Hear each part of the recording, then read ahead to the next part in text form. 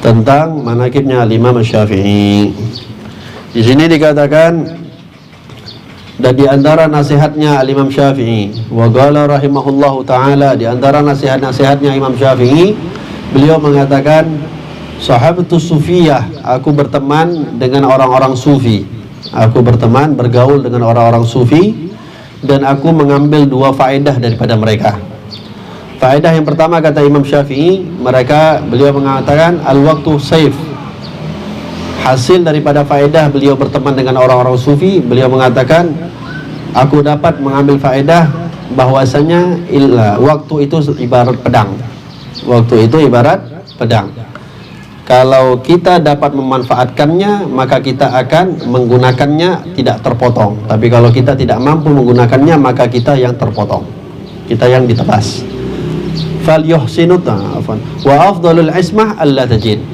Dan faedah yang kedua yang beliau dapatkan setelah duduknya beliau banyaknya dengan orang-orang sufi adalah, aku mempelajari bahwasanya sebaik-baik perlindungan adalah tidak memiliki apapun. Sebaik-baik perlindungan adalah tidak memiliki apapun. Orang semakin kaya, semakin was-was, semakin banyak hartanya, semakin was-was dengan dirinya. Oleh sebab itu, kalau kita melihat banyak orang-orang kaya itu harus pakai bodyguard kemana-mana karena banyak yang harus dijaga. Maka kata Imam Syafi'i, sebaik-baik perlindungan dia nggak punya apa-apa. Apa yang mau diambil dari orang? Apa yang diambil sama orang lain kalau kita nggak punya apa-apa? Tapi siapa yang mau diantara kita nggak punya apa-apa? Wa qala man ahabba ayyughdalahu bil husna falyuhsinu bin nas adh-dhann. Dikatakan, barang siapa yang ingin mendapatkan segala ketetapannya itu dengan ketetapan yang baik, maka berhusnudzonlah dengan semua manusia. Bersifat husnudzonlah dengan semua manusia. Wa abyan ma fil insan dha'fuh, dan tanda yang paling jelas nampak di setiap manusia yang dimiliki oleh manusia adalah kelemahannya. Kelemahan manusia itu adalah suatu yang paling kelihatan, paling nampak di setiap diri kita semua. Faman syahida dha'f min nafsihi nalal istiqamah ma'allahi ta'ala. Barang siapa yang merasa dirinya adalah orang yang lemah, kita semua mempunyai kelemahan, akan tetapi tidak semua kita merasa bahwasanya kita itu adalah orang yang lemah. Nah, dikatakan oleh Imam Syafi'i, barang siapa yang merasa dirinya adalah orang yang lemah, nampak mengakui bahwasanya dirinya adalah orang lemah, nalal istiqamah ma'allahi ta'ala, maka akan dia mendapatkan keistiqomahannya di dalam jalan menggapai ridhonya Allah Subhanahu wa ta'ala. Artinya, dia merasa dia lemah, dia membutuhkan Allah Subhanahu wa ta'ala. Kalau dia merasa dia butuh sama Allah, maka dia akan semaksimal mungkin untuk beribadah kepada Allah Subhanahu wa ta'ala. Lalu di antara nasihat beliau ini cukup panjang. Dikatakan, wa man talabal ilma bi'izzin nafsi lam yuflah. Barang siapa yang menuntut ilmu tapi dengan sifat yang sombong, maka dia tidak akan pernah sekalipun meraih kesuksesan. Menuntut ilmu dengan sifat sombong, maka dia mungkin mendapatkan kesuksesan. Wa man talabahu bidzullin nafsi wa khidmatul ulama aflah. Dan barang siapa yang menuntut ilmu tersebut dengan dia merasa dirinya rendah, tidak memiliki apapun, dan berkhidmah kepada para ulama, maka orang tersebutlah yang akan sukses. Dikatakan, man khadam yukhdam. Barang siapa yang khidmah, maka suatu saat dia akan dikhidmahi oleh orang. Man kadam yukdam. Barang siapa yang bersungguh-sungguh, maka dia akan mendapatkan hasilnya. Man jadda wajad. Barang siapa yang bersungguh-sungguh akan mendapatkan hasilnya. Man khadam yukhdam. Barang siapa yang berkhidmah, suatu saat orang akan dibalas oleh Allah, akan dikirimkan orang-orang yang akan berkhidmah untuknya. Oleh sebab itu, kalau kita menuntut ilmu dengan keadaan belum apa-apa, kita sudah merasa sombong bahwasanya kita banyak ilmu, ketika kita menuntut ilmu itu tidak akan mendapatkan kesuksesan. Akan tetapi tuntutlah ilmu dalam keadaan kita merasa diri kita adalah orang yang paling tidak berilmu. Walaupun berilmu, tapi jangan pernah sekali-kali merasa. Dikatakan oleh Imam Syafi'i, kapan kita mengetahui seseorang itu orang yang bodoh, orang yang jahil? Ketika dia merasa sudah menjadi alim. Ketika dirinya merasa sudah menjadi orang alim, di saat itulah dia hakikatnya menjadi orang yang paling bodoh. Tafaqqah qabla an taras, fa idza ra'asta fala sabila ila tafaqqah. bertafakuhlah, mengambillah ilmu fikih atau mendalamilah ilmu agama sebelum engkau menjadi pemimpin. Karena kalau engkau sudah menjadi pemimpin, tidak ada lagi jalan untukmu memperdalam ilmu agama. Sebagian orang menganggap nggak apa-apa, ambil jabatan dulu nanti sambil belajar. Tidak ada. Kalau sudah kena jabatan, maka atau kalau sudah mengambil posisi penting, itu sulit lagi untuk menuntut ilmu. Dagigu masailil ilm. Di antara nasihat Imam Syafi'i, dagigu masailil ilm li'alla tudhi' dagaigo. Kalau menuntut ilmu itu yang teliti, yang serius. Permasalahan-permasalahan yang ada di dalam ilmu fikih misalnya, itu ditelitikan, dipelajari secara teliti, yang serius. Karena ditakutkan masalah-masalah yang penting itu nanti orang-orang sudah mulai melupakannya, menganggap yang penting-penting sholat saja, yang penting toharoh saja. Inti-inti daripada semua ilmu yang mungkin dianggap bagi orang nggak penting, takutnya kalau tidak ada orang yang menghabiskan waktunya untuk belajar itu, akan hilang yang bahagian-bahagian yang perlu dipelajari. Juga beliau mengatakan jamalul ulama karamun nafs. Letak suatu keindahannya yang dimiliki oleh para ulama adalah karamun nafs, jiwa yang dermawan, jiwa yang mulia. Itu letak kemuliaannya para ulama, keindahannya para ulama. Wazinatul ilm al-wara' wal hilm. Yang membuat indah ilmu itu adalah sifat wara' dan sifat dermawan. Yang membuat indah itu ilmu, sifat wara' dan sifat dermawan. Artinya orang berilmu kalau tidak punya dua sifat ini, ya dianggap orang ya tidak ada nilainya. Artinya dianggap rendah oleh orang. Orang punya ilmu tapi nggak punya wara', artinya nggak mau tahu ini mau makanan halal atau rezeki yang halal, mau ngambil terima uang dari mana, tidak mau tahu. Maka tidak ada manfaat ilmunya, tidak ada keindahan bagi ulama semisal itu, tidak ada keindahan bagi orang alim yang semisal itu. Atau orang alim tapi pelit, tidak mempunyai sifat dermawan. Wala aib bil ulama akbah min raghbatihim fi mazadahumullahu fih.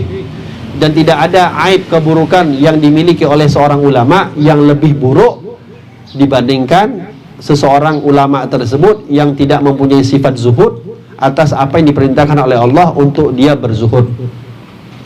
Artinya para ulama itu diperintahkan untuk zuhud daripada dunia. Tapi ingat, bukan artinya zuhud itu harus jadi orang miskin. Terkadang orang miskin tidak bisa memiliki sifat zuhud. Zuhudnya itu karena keterpaksaan. Tapi orang kaya bisa jadi dia punya sifat zuhud. Karena sifat zuhud ini adalah pilihan, bukan keterpaksaan. Keterpaksaan tidak akan menciptakan sifat zuhud. Walaupun miskin, terpaksa zuhud, tidak akan menciptakan sifat zuhud. Sifat zuhud ini harus dipilih. Oleh sebab itu orang kaya punya sifat zuhud. Maksudnya apa? Artinya walaupun dia kaya, dia tidak menggantungkan kekayaannya itu pada hartanya. Mau dia hartanya hilang atau tidak, tetap itu adalah haknya Allah Subhanahu wa taala yang mengambil rezekinya. Tamam? Laisa al-ilm ma hafid, innamal ilmu ma nafa'. Kata Imam Syafi'i juga mengatakan, ilmu itu bukan yang banyak dihafal. Ilmu itu bukan dengan banyaknya hafalan. Akan tetapi hakikat ilmu yang sebenarnya adalah apa yang dapat diberikan manfaat daripada ilmunya. Itu hakikat ilmu. Banyak hafalan tapi nggak ada yang disampaikan, ya sama aja. Tapi banyak hafalan disampaikan semua apa yang dihafal, itulah baru hakikat daripada seorang yang berilmu. Fagrul ulama ikhtiyar wa fagrul juhal ittirar. Nah, di sini kata Imam Syafi'i, fakir, susah, miskinnya seorang ulama itu karena ikhtiarnya, karena memang pilihannya. Akan tetapi kalau orang bodoh yang susah itu memang karena sudah takdirnya, sudah karena jatah dia memang menjadi orang yang fakir. Ulama kalau memang dia memilih untuk menjadi orang fakir itu karena pilihan. Kenapa? Karena ulama bisa saja dia menjual agama yang dia miliki atau ilmu yang dia miliki untuk mencari dunia. Tapi kalau dia memilih fakir, dia memilih susah, itu berarti memang pilihannya dia tidak mau menjual agama dengan dunia. Tamam. Wal mura' fil ilm yughassil qulub wa yuwarrithu dhaghain. Orang yang suka berdebat, itu berdebat khususnya di dalam ilmu agama, itu dapat menyebabkan hati seseorang itu keras. Wa yuwarrithu dhaghain, dan akan mewariskan sifat kedengkian. Suka berdebat itu membuat hati yang keras.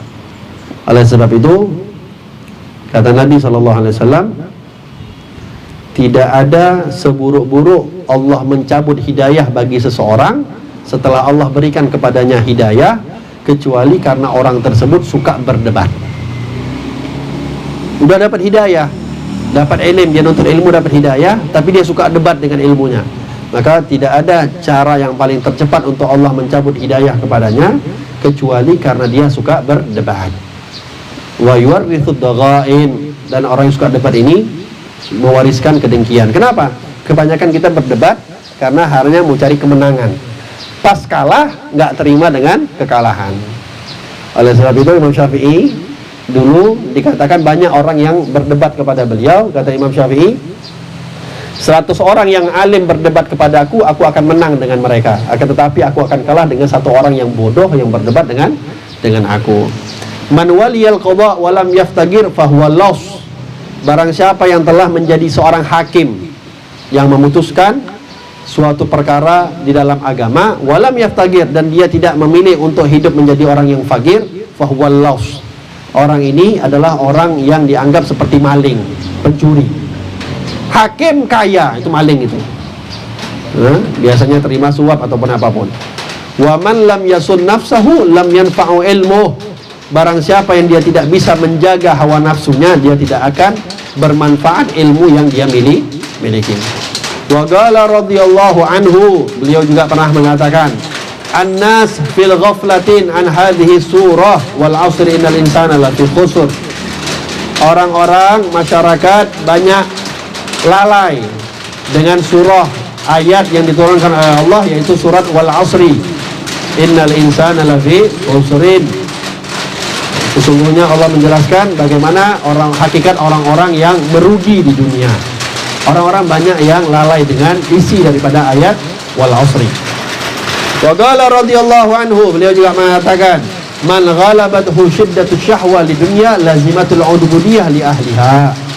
Barang siapa yang hatinya dikuasai syahwah li dunya, rasa syahwat, hawa nafsu untuk mendapatkan dunia, maka orang tersebut mau tidak mau akan beribadah, menyembah untuk mendapatkan dunia itu. Mau nggak mau dia akan nyampe untuk apapun yang akan dilakukan untuk mendapatkan dunia tersebut, untuk menyembah mendapatkan dunia. Wa man radhiya bil khudu' zala anhul khudu' li ahliha. Tetapi orang-orang yang merasa cukup, dia punya sifat qanaah, merasa cukup dengan apa yang dia miliki, zala anhul khudu' li ahliha, maka dia akan hilang daripada sifatnya tunduk dengan orang-orang yang cinta sama dunia. Tidak akan peduli dengan dunia. Wa man ahabba ayyaftah alaihi binuril qalbi fa alaihi bil khalwah. Kata Imam Syafi'i juga, beliau mengatakan, barang siapa yang suka hatinya dibukakan oleh Allah Subhanahu wa taala dan diisi dengan cahaya oleh Allah Subhanahu wa taala, maka hendaknya orang tersebut memperbanyak khalwah, menyendiri. Jangan terlalu banyak kumpul sama manusia. Perbanyak menyendiri. Kayak kita lah menyendiri kan, suka duduk-duduk di warung kopi sendiri, menyendiri, nggak rame-rame. Wa qillatul akal, dan jangan banyak makan, kurangin makan. Artinya jangan terlalu kenyang ketika makan. Wa tarku mukhalatus sufaha, dan kalau mau hatinya itu diberikan cahaya oleh Allah, wa tarkul mukhalatus sufaha, tinggalkan duduk sama orang-orang yang celaka. Nggak perlu duduk sama orang-orang yang celaka, duduk sama orang-orang soleh saja. Kalau sama orang celaka, itu dapat mengeraskan hati, bukan cahaya, malah kegelapan yang akan didapati oleh orang tersebut. Wa yakhuddu man yuridu bi'ilmihi dunya, dan bagi orang-orang yang ingin hatinya diberikan cahaya oleh Allah Subhanahu wa taala, dia harus mempunyai sifat, kalau ada orang mau ngambil ilmu kepadanya tapi orang tersebut ngambil ilmu untuk dunia, dia benci sama orang itu. Tidak mencintai seseorang yang mengambil ilmu daripadanya kepada seorang ulama karena untuk keuntungan duniawi. Lalu beliau juga mengatakan, wa qala radhiyallahu anhu, la bud lil alim min wirdin min a'malih. Kepada orang alim itu, hendaklah ke atas orang alim itu dia mempunyai wirid di dalam amal-amal ibadahnya, yakunu bainahu wa bainallah, supaya dia punya hubungan antara dirinya dengan Allah. Orang alim saja perlu wirid, apalagi orang yang tidak alim. Oleh sebab itu kata Sayyidina Syekh Abdurrahman Segaf, man la lahu wirid fahuwa kirid. Orang nggak punya wirid itu kayak kera, nggak jelas arah hidupnya. Maka walaupun alim sekalipun harus punya wirid-wirid, harus punya amalan-amalan yang dia baca untuk dia jadikan amalan setiap hari-harinya. Entah sholawat, entah zikir, entah rotib, entah apapun, entah Al-Quran wabil khusus. Wa qala, beliau juga mengatakan, law ijtahada ahadukum kullal juhin ala ayyurdiyan nas kulluhum anhu fala sabila lahu. Kata Imam Syafi'i, kalau kalian mau bersungguh-sungguh, sehebat apapun sungguh-sungguhnya kalian agar orang-orang itu semua manusia senang sama kalian, ridho dengan kalian, maka kalian gak akan dapatkan perkara itu. Gak akan mungkin. Kalian mau gimana pun gak mungkin bisa buat orang semua sayang sama kalian atau ridho sama kalian. Pasti ada yang senang, pasti ada yang gak suka. Itu pasti. Itu pasti. Fal yukhlisul abdu amalahu bainahu wa bainallah. Akan tetapi kata Imam Syafi'i, kalau setiap kali kita beramal, jangan karena mau menyenangkan hati orang, akan tetapi ikhlas saja untuk Allah, biar Allah yang ngatur orang itu menyenangkan hati kita atau tidak. Tamam. Wa qala rahimahullah, beliau juga pernah mengatakan, la ya'rifur riya' illal mukhlisun. Tidak akan mengetahui hakikatnya orang-orang yang mempunyai sifat riya kecuali orang-orang yang ikhlas. Orang-orang yang ikhlas baru dia tahu bagaimana sifat riya itu. Fal yukhlisul abdu ba'amalihi. Lalu beliau juga mengatakan, walau awsa rajulun li'agalin nas, kalaulah seseorang itu mewasiatkan harta yang dia tinggalkan untuk orang yang paling berakal, sarafa ila zuhad, maka orang tersebut akan mewasiatkan hartanya itu kepada orang-orang yang ahli zuhud. Kenapa? Wal agil man agalahu an kulli mazmum. Karena hakikatnya orang yang zuhud adalah orang yang paling berakal. Kenapa? Karena dia senantiasa menjaga hartanya daripada suatu perkara yang mungkar. Oleh sebab itu, kalau kita mewariskan harta kita, menyedekahkan harta kita, lihat-lihat kepada siapa kita sedekahkan. Sedekahkan harta kita kepada orang-orang yang kira-kira kalau kita kasih harta kita, dia akan manfaatkan untuk yang baik. Sehingga harta yang kita sedekahkan dimanfaatkan untuk menjadi amal jariah bagi kita. Jangan pula kita ngasih sembarangan sedekah, akhirnya uang yang kita kasih, rezeki yang kita kasih malah digunakan untuk maksiat.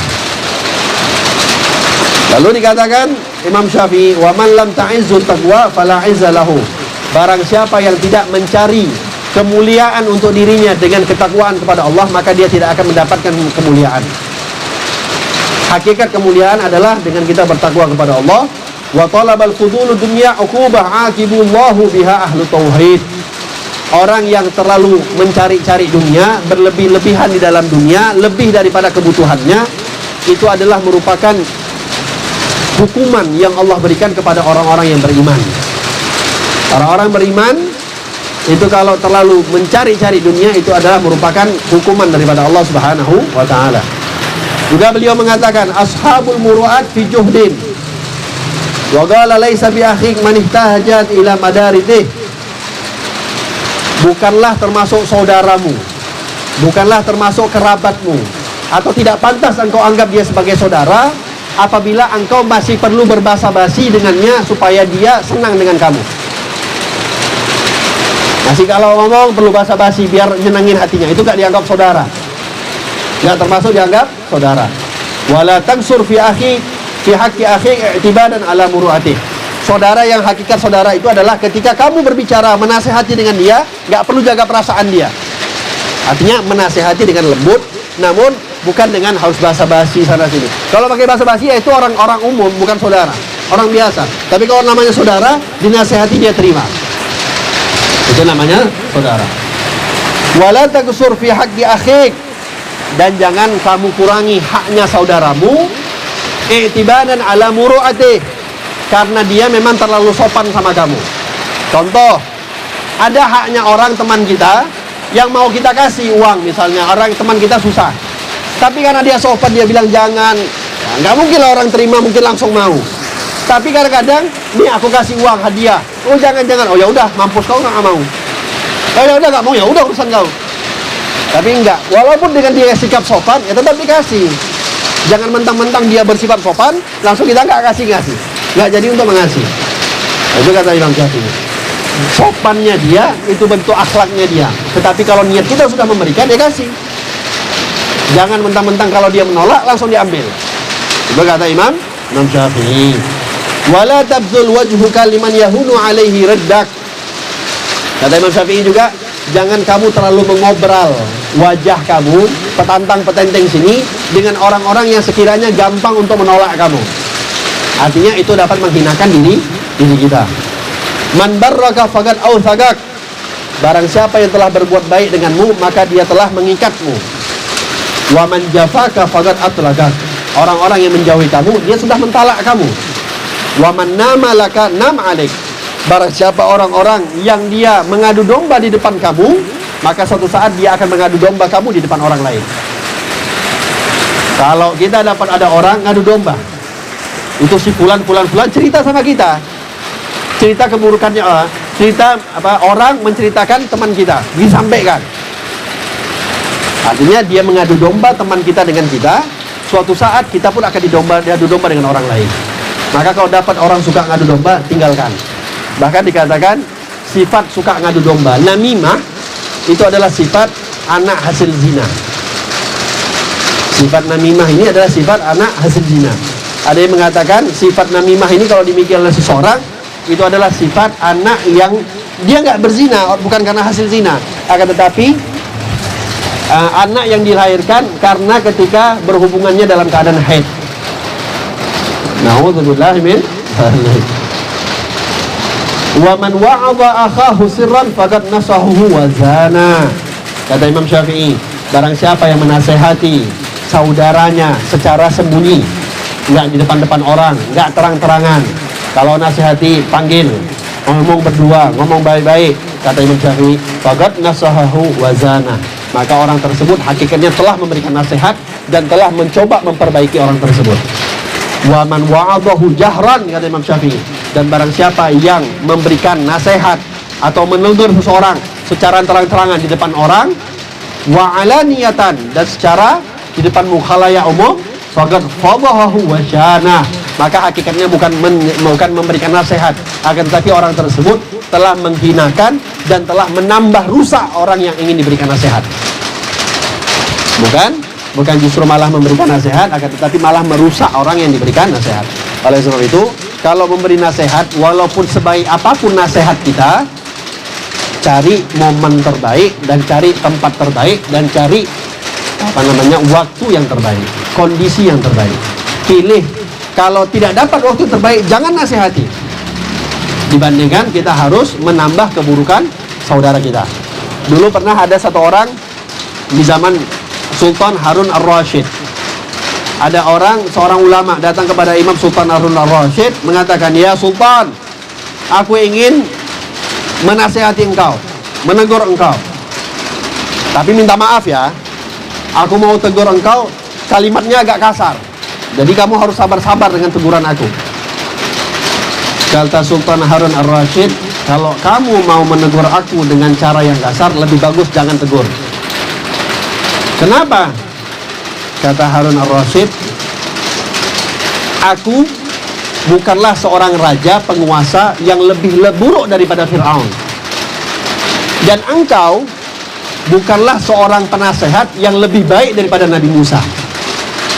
Allah ketika memerintahkan Nabi Musa untuk memperingati Fir'aun, Allah perintahkan wa qula lahu qawlan layyina." Ketika Allah memerintahkan Nabi Musa dan Nabi Harun untuk menasehati Fir'aun, kata Allah, sampaikan nasihat kepada Fir'aun dengan kalimat yang lemah lembut. Itu kepada Fir'aun, dan aku nggak lebih buruk daripada Fir'aun. Engkau yang menasehati tidak lebih baik daripada Musa dan Fir'aun dan Nabi Harun. Maka kalau memberikan nasihat, nasihat yang baik dan yang lembut. Wa man sama bi nafsihi fawqa ma yusawi raddahu Allah ila qimatihi. Kata Imam Syafi'i, barang siapa yang membanggakan dirinya, yang derajatnya itu melebihi daripada yang hakikatnya, yang dia buat ini, tapi ketika dia menceritakan, dia banggakan dirinya lebih daripada apa yang dia kerjakan, raddahullahu ila qimati, maka suatu saat Allah akan kembalikan dia kepada derajat hakikatnya. Bahkan dikatakan, bahkan Allah akan merendahkan daripada derajat yang sebenarnya. Wa kana radhiyallahu anhu, kata Imam Syafi'i. Dikatakan Imam Syafi'i bahwasanya Imam Syafi'i ini adalah orang yang membagi malam beliau dengan 3 waktu. Jadi malam beliau itu dibagi 3 waktu. Ats-tsulusul awal yaktub. Sepertiga pertama beliau gunakan untuk beliau menulis. Sepertiga malam pertama beliau gunakan untuk menulis. Wa tsulusus tsani yusalli. Sepertiga malam kedua beliau pakai untuk sholat. Wa tsulusus tsalits yanam. Sepertiga malam yang terakhir beliau gunakan untuk tidur. Artinya enggak satu malam penuh itu tidur terus. Jadi kalau malam itu misalnya dari maghrib sampai subuh, dari jam 7 sampai jam 5 misalnya, berapa jam? 8 jam. 3 jam atau 2,5 jam dipakai untuk menulis, 2,5 jam dipakai untuk sholat ibadah, 2,5 jam dipakai untuk tidur. Bukan kayak kita 8 jam semuanya. Kenapa 8 jam tidur? Anjuran dokter. Anjuran dokter orang sehat itu 8 jam tidurnya nggak boleh kurang. Awak kadang-kadang kebablasan 10 jam. Wa fi riwayah wa makana yanam minal laili ila yasiran. Dikatakan bahkan beliau ini tidak tidur walaupun hanya sedikit saja beliau tidur. Enggak tidur lama-lama ketika di malam hari. Wa kana yakhtimu fi kulli yaumin khatmah. Setiap malam beliau, setiap hari beliau mengkhatamkan Al-Quran 1 kali. Itu di luar bulan Ramadan. Kalau di bulan Ramadan beliau khatamkan 2 kali setiap hari. Di siang hari 1 kali, di malam hari 1 kali. Itu Imam Syafi'i. Beliau juga mengatakan, ma kadzabtu qad wala halaftu billahi shadiqan wala kadziban. Seumur hidupku, kata Imam Syafi'i, aku tidak pernah berbohong sekalipun. Dan aku tidak pernah bersumpah kepada Allah baik dalam keadaan aku berkata jujur ataupun aku berkata bohong. Para ulama itu walaupun dia mau berkata jujur sekalipun, dia menghindari sumpah. Berbeda dengan kita, sikit-sikit demi Allah, sikit-sikit demi Allah, padahal bohong. Kalau jujur entahlah ini bohong demi Allah, demi Allah, demi Allah. Imam Syafi'i menghindari itu. Mau jujur sekalipun tidak mau gampang bersumpah, karena bahaya sumpah ini. Sumpah ini hukumnya ada, keras. Wa ma taraktu ghuslul jum'ah qad. Beliau, di antara amalan beliau, tidak pernah seumur hidupnya meninggalkan mandi sunnah Jumat. Mandi sunnah Jumat beliau selalu jaga. Wa ma syabi'tu mundu 16 sanah illa syab'an tarahtuha min sa'ati. Beliau dikatakan seumur hidupnya tidak pernah sekalipun merasa kenyang. Artinya kalau makan nggak pernah sampai kenyang. Pernah beliau sekali kenyang. Ketika beliau kenyang, beliau sadar beliau dalam keadaan salah. Karena beliau sudah kenyang, beliau muntahkan itu makanan. Ya enaknya kalau kita baca manaqibnya ulama, bahasannya baliknya kalau awak lagi nanti. Wa kana la yas'aluhu ahad syai'an illa ihmara wajhu haya. Dikatakan kalau ada orang nanya suatu permasalahan dengan beliau, langsung wajah beliau itu merah. Kenapa? Merasa malu. Kenapa beliau yang ditanya permasalahan? Seakan-akan beliau menganggap beliau ini adalah orang yang paling bodoh. Kenapa tanyanya sama beliau? Kan balik lagi kalau awak. Wa farraqa 10,000 dinar fi majlisin wahid. Dan biasa bagi beliau dalam satu waktu beliau membagikan uang 10.000 dinar. 10.000 dinar itu bukan main-main. Banyak itu 10.000 dinar. Mungkin bisa ratusan juta atau miliaran. Tapi dibagikan dalam waktu yang sekali duduk, bagikan 10.000 dinar. Bagi-bagikan sampai habis. Ya Rabb. Wa kana katsirul asqam. Imam Syafi'i ini termasuk orang yang salah seorang yang termasuk ditimpa oleh Allah banyak penyakit. Ya. Minha al-bawasir. Terkenal Imam Syafi'i ini punya penyakit apa namanya, bawasir. Apa namanya? Ambeien. Bawasir ini ambeien. Beliau mengalami penyakit ambeien. Kana daiman talbahud dam. Sering mengeluarkan darah daripada tubuh beliau. Wala yajlisu lil hadits illa wa tashattahtahu yaqturud dam fih. Dikatakan tidaklah beliau duduk di dalam satu majlis beliau kecuali ketika beliau bangun itu di bawah duduk beliau itu sudah berlumuran dengan darah. Sakit beliau. Wa kana muqtasidan fi libasih, orang yang termasuk salah seorang yang sederhana di dalam berpakaian itu Imam Syafi'i. Wa kana nakasha khatimahu, beliau punya cincinnya itu beliau tulis kafa billahi thiqah li Muhammad bin Idris. Di dalam tulisan cincin beliau itu beliau tulis kafa billahi thiqah, cukuplah kepada Allah aku bersandar, yaitu bagi Muhammad bin Idris Asy-Syafi'i. Wa kana dza haibah, Imam Syafi'i ini punya haibah yang luar biasa. Haibah ini wibawa. Artinya kalau orang melihat Imam Syafi'i akan merasakan bagaimana wibawanya Imam Syafi'i. Sampai pernah satu kali Imam Ahmad mengajak muridnya, wahai murid-muridku, maukah engkau aku lihatkan, tunjukkan kepada kalian satu orang yang tidak kalian akan lihatkan orang itu dimanapun. Ketika dibawa oleh Imam Ahmad, ditunjukkan Imam Syafi'i, maka melihat, ketika murid-muridnya melihat Imam Syafi'i, gurunya Imam Ahmad, melihat bagaimana wibawanya Imam Syafi'i, tunduk semua murid-muridnya Imam Ahmad. Wa kana yaqul, beliau juga pernah mengatakan, ahabbu likulli muslimin ayyakthura sholata ala Rasulillah sallallahu alaihi wasallam. Aku mencintai orang-orang muslim yang mana mereka banyak bersolawat kepada Nabi Muhammad sallallahu alaihi wasallam. Qala Rabi', Imam Rabi' mengatakan, dakhaltu alaihi lailatamat. Aku pernah masuk ke rumahnya Imam Syafi'i ketika di malam beliau wafat. Faqultu kaifa asbahta? Maka aku bertanya, bagaimana keadaanmu wahai Imam Syafi'i? Ketika itu belum wafat, di malam itu beliau wafat, beliau tanya, bagaimana keadaanmu? Imam Syafi'i menjawab, asbahtu minad dunya rahilan. Keadaanku, aku merasa aku sebentar lagi akan meninggalkan dunia. Wali ikhwani mufaraqan, dan aku akan meninggalkan saudara-saudaraku.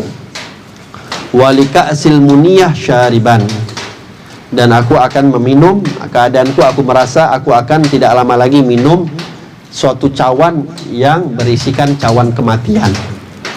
Wali su'i a'mali mulakian, dan aku merasa pada hari ini aku sebentar lagi akan berjumpa kepada Allah dengan buruknya amalku.